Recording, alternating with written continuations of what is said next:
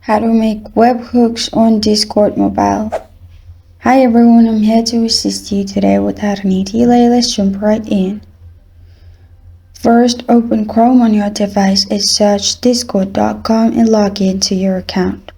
After you've logged into your account, you will find this kind of screen pop up. Now on the left side, click on the server you want to add webhooks.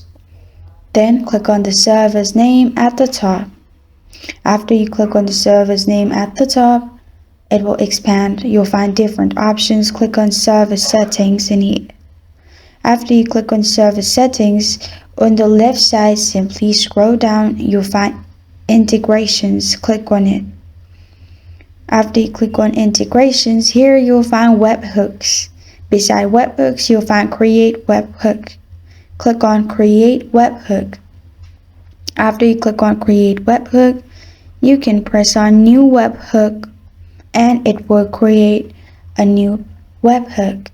And this is how to make webhooks on Discord mobile.